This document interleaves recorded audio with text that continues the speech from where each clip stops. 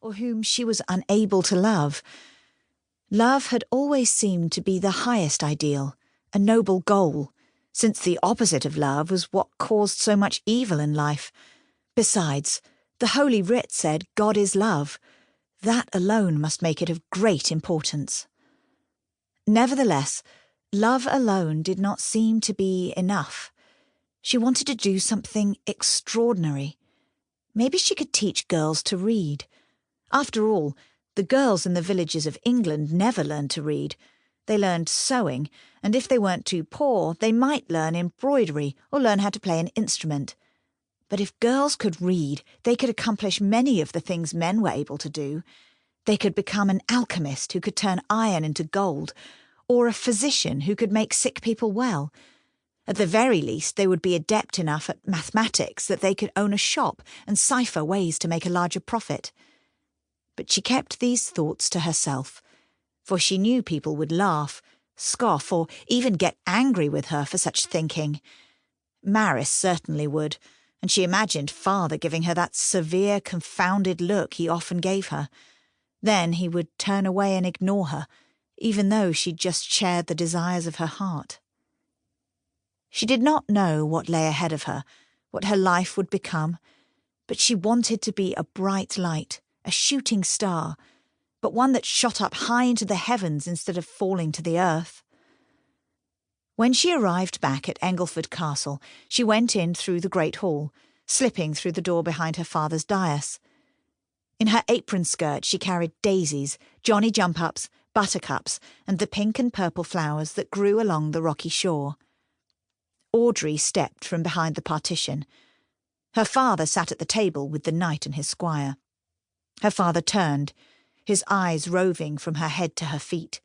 He scowled, a harsh look in his eyes. He jerked his head toward the door, and she quickly went back the way she had come, her heart pounding.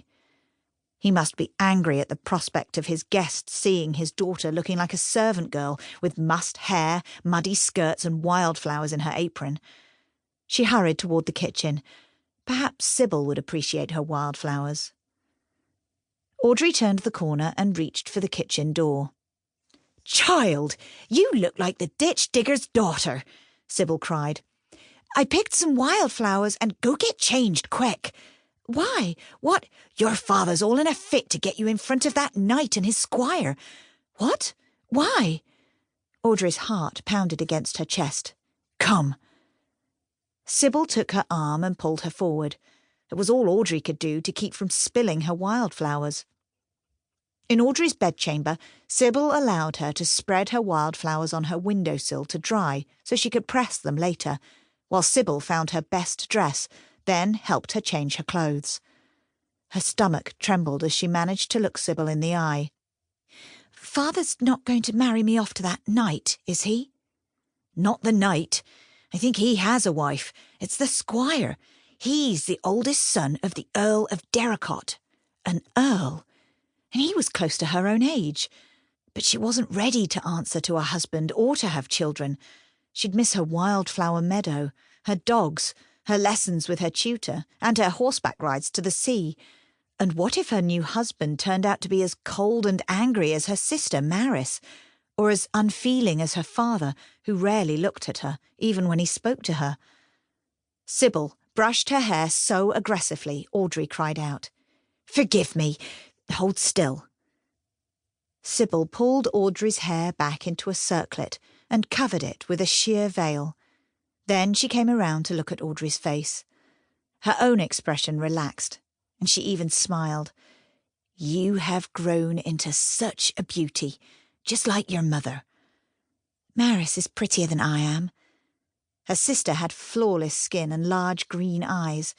Malice had often told her how ugly she was with a disgusted expression and tone in her voice. But then, Malice was always saying cruel things Audrey wasn't sure she even meant. And she had seen the way the few young men she had met had looked at her. She was not ugly, but Malice was the beauty. "You are very plain," Malice would say, scrunching her whole face as if she could barely stand to look at Audrey. "Your nose is crooked and your eyes are that insipid colour of blue that no one likes."